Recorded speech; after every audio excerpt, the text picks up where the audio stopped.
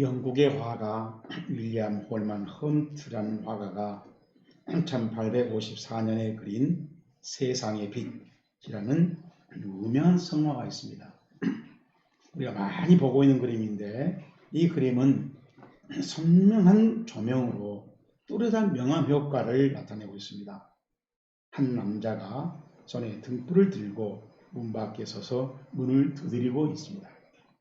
그는 보석들을 단 외투를 입고 머리에 가시관을 쓰고 있어서 만왕의 왕을 암시해 줍니다. 그리고 문 주변에 여기저기 마구 자란 풀과 특히 문 앞에 아무렇게나 자란 덩굴이 문을 타고 올라가서 반쯤 덮고 있어서 그 문은 오랫동안 폐쇄해 두었던 것을 말해줍니다. 특히 문을 자세히 살펴보면 손잡이가 없습니다. 그러니 밖에서 안으로 잡아당길 수가 없습니다. 따라서 그 집으로 들어가려면 안에서 문을 열어줘야 한다는 것입니다. 문은 사람들이 안팎으로 드나드는 통로입니다.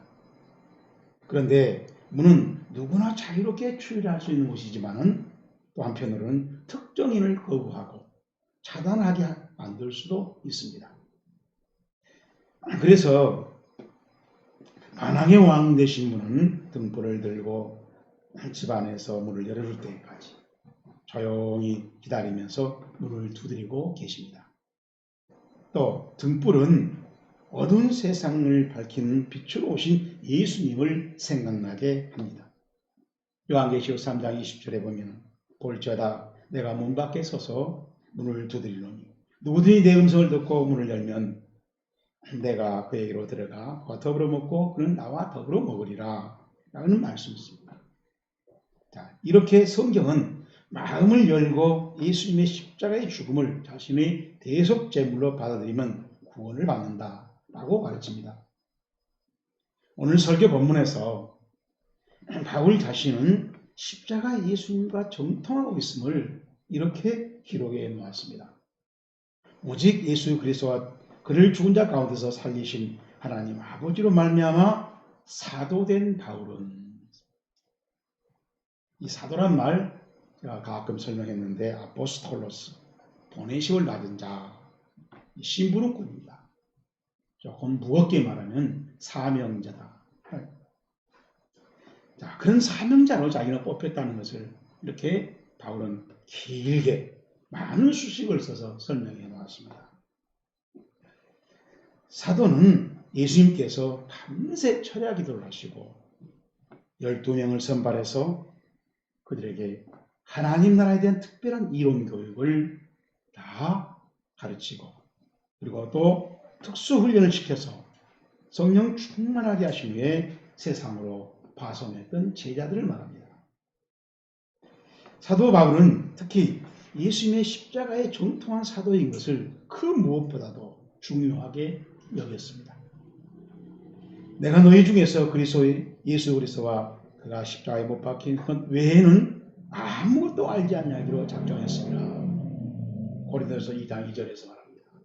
또 내게는 우리 주 예수 그리스도의 십자가 외에 결코 자랑할 것이 없나니 갈라디아서 6장 14절에 기록해 놓았습니다. 이런 말씀은 함흥차사 박순을 생각나게 합니다.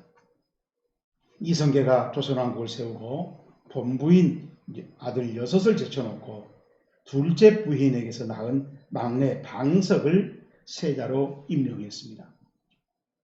이에 불만을 품은 다섯째 방원이 조선왕조 7년째 왕자의 난을 일으켜서 이복 동생 두 왕자 방번과 방석을 살해해버렸습니다. 그리고 또 그 세자를 지지했던 세력들을 몽땅 제거했습니다. 두 아들과 함께 평소에 아끼던 정도전 등 신복을 잃은 태조는 이성계는 상심해서 둘째 아들 방과에게 왕위를 물려주고 궁궐을 떠나 떠돌아다녔습니다. 이제 왕에 오른 정종이 간곡히 청혼해서 다시 이성계 태조를 궁궐로 모셔왔습니다.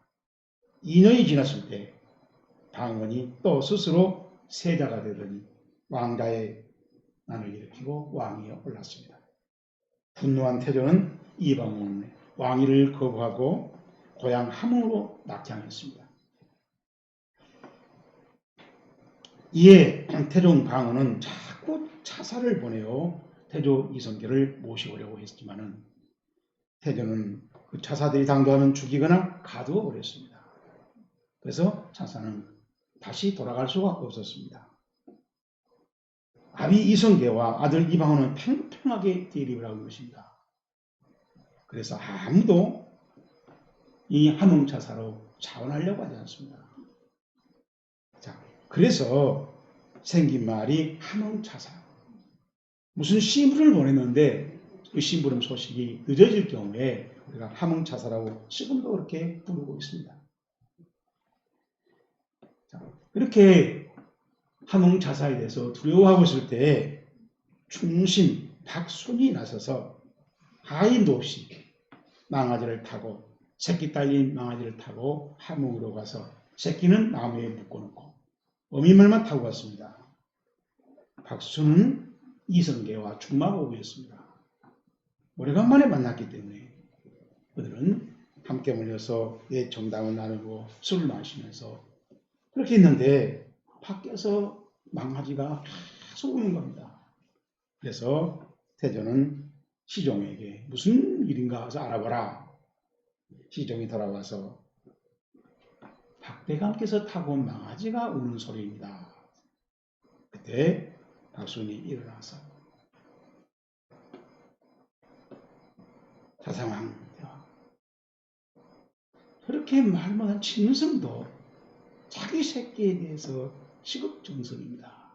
하물며 사람이 짐승보다 못해서요. 통촉하옵소서. 이성계는 그때 밖에 창문을 바라보고 있다가 천룡이란 그 누구도 막을 수 없다니 하면서 한숨을 쉬었습니다. 그때 박수는 일어나서 눈물을 흘리면서 절을 올렸습니다.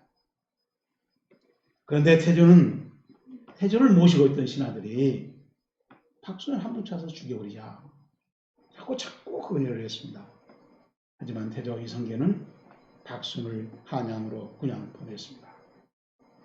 그가 용강을 건널 때쯤에 태조는 신하의 건의를 받아들이고 칼을 주면서 박순이 용강을 건넜거든 추적하지 말고 만약 건너지 않았다면 목을 베어라 라고 명했습니다. 태조는 박순을 살리려고 하는 셈이었습니다. 충분히 용강을 건넜다고 판단한 것입니다. 그러나 박순은 가다가 병이 나서 지체하다가 용강을 벗어나지 못하고 있었습니다. 그래서 태조가 보낸 자객에게 암살당했습니다.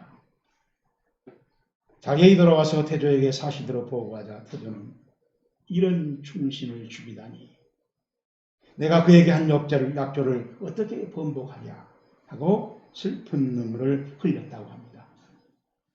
사도 역시 모든 복음을 전파하면서 다 순교했다고 전해지고 있습니다.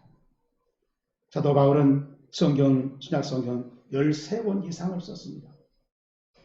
갈라디아서도 바울이 썼습니다. 바울은 이 갈라디아서의 인사말을 시작하면서 다른 서신과 비교해 볼 때 비교적 길게 기록하고 있다는 것입니다. 서문은 대개 보내는 사람 그리고 받는 사람 축복 인사로 기록되는데 갈라디아서는 바로 바울은 자신이 사도라는 것을 이렇게 길게 밝히고 사도가 무엇을 해야 하는 사람인가를 밝히느라고 서문이 길어졌다는 것을 알 수 있습니다. 자, 그러면은 오늘 설교 본문인 갈라디아 서문을 좀 더 세밀하게 저랑 살펴보면서 그 이유를 알아차리는 것이 우리의 신앙에 도움이 되기를 바라겠습니다. 첫째로 1절입니다. 사람들에게서 난 것도 아니요 사람으로 말미암은 것도 아니요 오직 예수 그리스도와 그를 죽은 자 가운데서 살리시는 하나님 아버지로 말미암아 시작 사도된 바울은 지금 우리가 읽은 1절 끝에 사도된 바울은, 근데 이 말이 헬라어 성경은 맨 앞에 나와 있습니다. 바울로스, 아포스톨로스.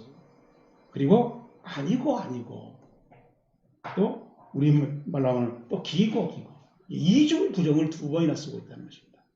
이중 부정과 이중 긍정으로.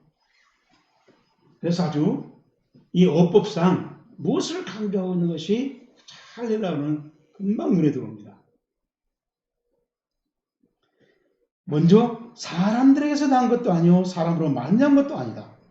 그리고 두 번 긍정으로는 예수 그리스도와 하나님으로부터 말미암아 사도가 되었다라고 하는 구조입니다. 그런데 두 번의 부정과 두 번의 긍정을 하는 말 사이에 오직이라고 하는 단어가 있습니다. 헬라어로 알라라고 하는 말인데 이 접속사는 우리말로 오직이라고 번역했는데 우리 오직이라고 하는 이 말에는 유일하다는 뜻이 있잖아요. 유일하다는 말로 생각하기 쉬운데 헬라어로는 그러나라는 말이 대라는 말이에요. 이 말을 강조할 때 알라.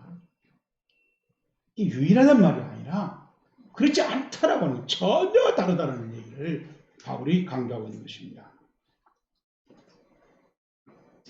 그러니까 자기는 지금 하나님께서 바울을 사도로 택하셨고 때가 이름에 하나님이 부르시고 그래서 사도 직분을 주어서 세상으로 파송해서 사도 일을 하게 하신다 라고 하는 것을 강하게 밝히고 있는 것입니다. 바울이 사도됨은 사도행전 9장에 잘 나타나 있죠.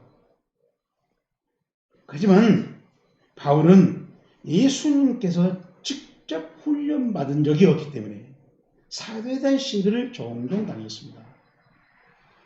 이것은 아주 중요한 문제였습니다. 결국 바울이 전한 복음에 대한 권위 문제가 생기는 것입니다.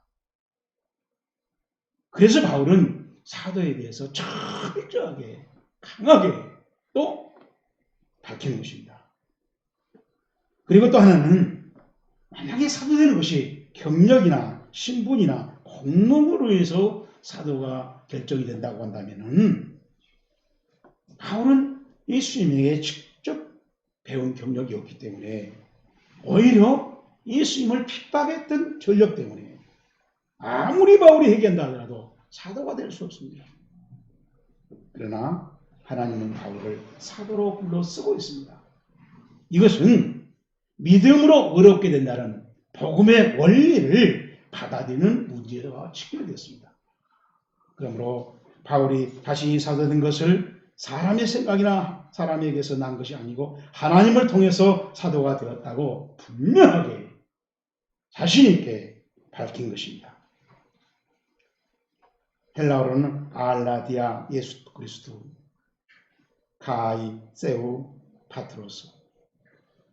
그러니까 예수 그리스도와 하나님 아버지를 통해서 이 디아란 말을 우리 성인은 지금 때문에라고 말미암아라고 번역했는데 소유격이 붙으면 통하는 겁니다. 수라는 뜻이 돼요.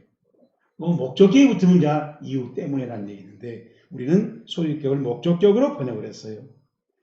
뉴 킹제임 성경에 보게 되면 through로 번역합니다. through Jesus Christ and God. 예수님과 하나님을 통해서 이렇게 번역했어요. 그렇다면 행함이 아니라 믿음이라는 말씀을 오해하지 말자 하는 것. 바울이 사도로서 신학적 자격과 실력을 제대로 갖추지 못했기 때문에 그것을 합리화시키려고 정당화시키려고 지금 사도를 주장한 게 아니라는 것입니다. 바울이 말한 그 행함이 무엇이며 그 믿음이 무엇인지 우리가 혼돈하지 말자는 것입니다. 부족한 것을 아닌 것을 정당화시키려고 궤변을 떨어뜨리고 있는 것이 아니라 오히려 충분한 자격을 갖추고 있으면서 그러나 내가 전하는 복음이 하나님 앞에 정통한 것이라는 것을 밝히기 위해서 바울은 사도를 강조하고 있다는 얘기입니다. 두 번째로 우리 2절 말씀은 함께 있는 모든 형제와 더불어 갈라디아 시작 여러 교회들에게. 자, 이 말씀도 우리가 우리 성경에는 조금 혼란을 이렇게 번역을 해놨어요. 함께 있는, 그리고 또 더불어, 이런, 사실 이 말이 한 단어거든요. 함께 있다, 더불어, 이 세 단어가 헬라어로는 쉰이라는 한 단어예요. 그리고 우리는 번역을 안 했지만 에모이라는 단어가 쉰이라는 단어 밑에 있습니다. 같이 에모이란, 모이라는 뭐 보통 그러는데 잘 붙여서 에모이라면 나 자신을 강조해요. 자기 자신을 강조하는 때 에모이라고 합니다. 그러니까 나 자신하고 쉰 함께 있다. 이 쉰이란 말은 특별한 아주 친밀한 관계, 마음과 뜻이 잘 맞아서 아주 친밀하게 협력 관계를 유지하고 있다는 뜻을 말해요. 이렇게 함께 있다는 말을 할 때 보통 메타라고 해요. 그것은 공간적으로, 장소적으로 같이 있다는 얘기예요. 근데 바울은 그런 공간적으로 같이 있다는 말이 아니라 공간적으로 떨어졌을 때도 마음이 통하고 계획이 통하고 뜻이 통하고 삶이 통하는 그런 협력관계라는 말로 뜻으로 쉰이라고 했어요. 특히 나 자신과. 이렇게 바울이 말하고 있습니다. 그래서 그 뉴스 바이블에 보면 아주 그 부분을 잘 의식하고 번역해놨어요. All the brothers who are here join me. join이라는 것은 여기서 나하고 이렇게 잘 조인 연합되어 있는 것이 지금 현재 그러고 있다는 겁니다. 그런 상태를 지금도 계속 진행하고 있다. 라는 뜻으로 현재형으로 써놨어요. 서한을 보내는 사람이 바울 혼자만이 아니라 바울과 마음과 뜻을 같이 해서 그 하나님 나라를 이루려고 하는 많은 사람들이 지금 바울이 말하고 있는 이 복음에 대해서 동의하고 공유하고 지지하고 협력하고 있다는 사실을 밝히는 것입니다. 결국 갈라디아서는 하나님을 통하여 세우신 사도가 쓴 것이고 그 내용도 바울과 함께 동역하는 여러 형제들이 인정하고 있는 것입니다라는 것을 분명히 밝히고 있다는 것입니다. 우리가 바울이 전하고 있는 복음이 무엇이 장점이고 무엇이 중요한 것인가를 알고 그것을 우리의 생각으로, 우리의 사상으로, 우리의 가치관으로, 우리의 삶으로 만드는 것이 하나님 보시기에 순종이라는 것입니다. 이 신앙생활에 열심을 낼 수 있기를 주의 이름으로 축복합니다. 마지막으로 우리 4절 말씀 봅니다. 그리스도께서 하나님 곧 우리 아버지의 뜻을 따라 이 악한 세대에서 우리를 건지시려고 우리 죄를 대속하기 위하여 시작 자기 몸을 주셨으니 아멘. 자, 이 말씀 속에서 우리가 중요한 바울이 중요시하고 있는 그 중점을 둔 단어가 건지시려고라는 단어예요. 그러니까 하나님의 계획에 따라서 구출 작전이 이루어졌다는 얘기입니다. 예수님께서 하나님 아버지의 뜻을 따르고 그래서 우리를 건져내는 일이 이루어졌다라는 얘기를 밝히고 있는 것입니다. 이 건지시려고 라고 하는 말을 헬라어로는 엑셀레타이. 엑셀레타이란 말은요, 여러 개 많이 있는데 그 중에 하나를 딱 자기 마음에 든 걸 집어내는 겁니다. 그러니까 지금 이렇게 이파리가 많이 있는데 이 중에 내가 원하는 이파리 하나 딱 따는 겁니다. 우리가 하나님 보실 때 우리 인간들은 다 죄인입니다. 많은 죄인이 살고 있잖아요. 그 중에 어느 죄인을 탁 찍어서 하나님이 빼는 거예요. 그걸 우리를 건지시려고 하고 우리는 이렇게 번역해 놨습니다. 하나님이 보실 때 우리를 골라낼 수 있을 만큼 우리는 그렇게 귀하고 값지고 의미 있는 존재들이라는 것입니다.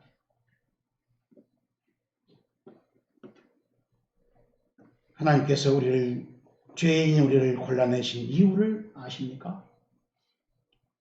에베소 1장 3절 이하에 바울은 이렇게 밝혀놨습니다. 찬송하리로다. 하나님과 우리 주 예수 그리스도의 아버지께서 그리스도 안에서 하늘에 속한 모든 신령한 복을 우리에게 주시되 곧 창세전에 그리스도 안에서 우리를 택하사 우리로 사랑 안에서 그 그 앞에 거룩하고 흠이 없게 하시려고 그 뜻 깊으신 뜻대로 우리를 예정하사 예수 그리스도로 말미암아 자기 아들들이 되게 하셨으니 하나님께서 하늘에 속한 신령한 복을 우리에게 주시려고 창세전에 우리를 택해 놓고 때가 되면 잎을 따듯이 하나님 우리를 불러냈다는 것입니다. 그게 우리가 예수 믿는 사람이고 성경은 그 사람을 그리스도인이라고 부른 것입니다. 그만큼 우리는 하나님의 계획 가운데서 아주 고귀한 의미와 가치를 가지고 있는 그리스도인들입니다. 이것은 하나님의 놀라운 은혜이고 하늘을 두루마리 삼고 바다를 먹물 삼아 결과할 수 없는 그 크신 하나님의 사랑이라는 것입니다. 물론 그리스도인이 건짐을 받고 살아가는 것은 여전히 죄악 세상입니다. 하지만 우리는 죄악 세상에서 구별된 삶을 살아갈 수가 있습니다. 그것은 성령님께서 하시는 보혜사 되심으로 우리를 도왔기 때문입니다. 성경은 그러한 보혜사의 도우심을 받아서 구별되게 그리고 순종하는 삶을 살아가는 사람을 그리스도인이라고 부릅니다. 그리스도인은 이 세상에서 다른 마음으로, 다른 가치관으로, 다른 선택을 차별화되게 그리고 다른 꿈을 꾸면서 살아갑니다. 이것은 하나님이 계획하시기 때문입니다. 이 삶을 위해 예수님이 이 땅에 오셨고 십자가의 대속 제물로까지 희생하셨습니다. 그래서 그리스도인은 하나님께서 영광을 세세토록 받으시도록 우리 5절처럼 아멘 할 수 있습니다. 하나님이 하신 일을 생각할 때 그토록 오랜 전에 완벽한 계획을 세우시고 그 계획이 이루어질 때 우리를 각자 불러서 하나님의 자녀로 살게 하신 이 사실을 생각한다면 내가 어떤 처지에 있었는가 그리고 나를 위해서 무슨 일을 하셨는가 그 결과로 나는 어떤 혜택을 받게 되었는가 이 사실을 생각하면 하나님을 드높일 수 있고 모든 감사와 찬양을 하나님께 영원토록 돌릴 수 있다는 것입니다. 그리고 그 하나님은 그런 영광을 받으시기에 우리 합당하다고 확신할 수 있다는 것입니다. 그래서 바울은 세세토록이라고 하는 5절 말씀을 보면 아이온나스, 토 아이온나스, 아이온나스란 말이 오랜 세월의 말이에요. 그걸 2번이나 강조한 것입니다. 그래서 우리도 세세토록 이렇게 번역을 했습니다.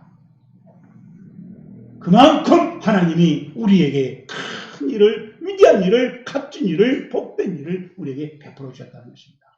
이 사실을 알고 신앙생활 하는 사람이 또 아는 만큼 실감나게 신한 사람이 순종하는 것이고 충성을 하는 것이고 때로는 순종도 하는 것입니다. 순교도 합니다. 여러분 그 하나님이 하신 구원의 계획이 여러분 속에 늘 실감나기를 주의 이름으로 축복합니다. 자 이제 오늘 설교의 뼈대를 앉혀주십시다. 바울은 자신이 그리스도의 사도임을 명심하고 기회만 있으면 고백을 하고 감사를 합니다. 사도가 심부름꾼인 종인이 확실한 사실은 출세한 감투가 아니라는 것입니다. 바울은 자신을 하나님의 사람들을 섬기는 종으로 인식했습니다. 그리고 그 종인 것을 이렇게 감사하고 그 종인 것을 이렇게 늘 확인하고 거기에 충실하려고 하더라니. 그런데 우리 한국교회는 사도를 안타깝게도 특권으로 생각하는 사람들이 많더라고요. 사도 인식이 중요하다는 것은 복음에 청통하기 때문에 사도 인식한 만큼 복음에 투철하게 삽니다. 사도 인식이 강하게 실감나는 만큼 투철한 복음의 증인으로 전도자로 순교도 하면서 살아가더라는 것입니다. 우리도 이 사도 인식에 새롭게 인식이 되어지고 그 인식이 우리의 삶을 새롭게 만들어가는 신앙생활이 이루어지기를 주의 이름으로 축복합니다.